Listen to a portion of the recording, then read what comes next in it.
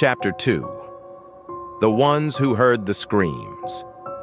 They say the Dragomir manor was silent the morning the constables arrived. But that is a lie. That morning, 3 people heard the screams before the authorities even stepped inside. Elias, the stable boy, Maria, the kitchen maid, and Old Gavril, the gatekeeper who had seen too much in his life. Those 3 would later testify, trembling, that the house began to die before the family did. The night before. Maria had woken suddenly in the servants' quarters. Not because of a noise, but because the room felt wrong, as if the air were heavier, as if someone had been standing beside her bed. When she lit her candle, she saw something that made her drop it. Small, muddy footprints leading across the wooden floor. Not adult footprints, a child's. But the Dragomirs had no children in the manor that night. Maria ran to Elias, voice shaking. He confessed that he also heard something.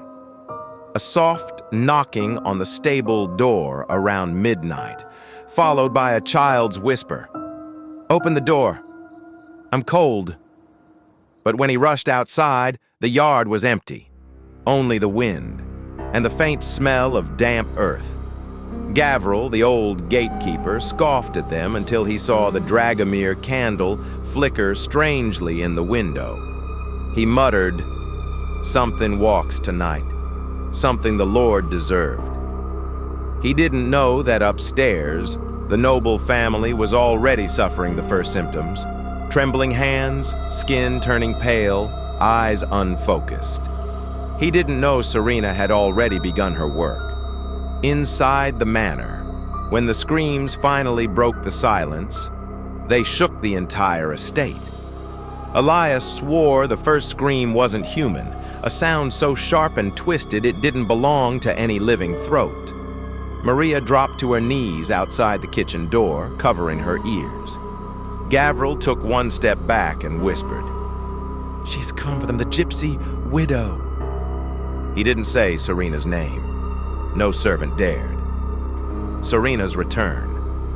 At sunrise, Sorina walked up the path as if nothing were wrong, a basket of fresh herbs in her hands, her eyes calm, her steps soft. The 3 servants froze. They all knew her. They all knew what the Dragomirs had done to her. Maria whispered shakily, "Should we warn her? The Dragomirs, they're ill." Sorina smiled gently. "I know." Her voice was calm, too calm. She walked past them and into the manor, footsteps soundless on the stone floor. She moved like someone who knew every hallway, every shadow, every secret. And the screams stopped, just like that. Silence spilled through the house like cold water. The authorities arrive. By the time the constables reached the estate, alerted by Gavril's panicked messenger, the Dragomirs were already writhing in their beds, confessing sins no one dared to write down. Land theft, murder, disappearing peasants, forged documents, threats, torture. "Please," Lord Dragomir gasped, clawing at his throat. "She's here! The woman! The child!" "What child?" the constable asked. "The one with no eyes." But there was no child in the room, only sunlight.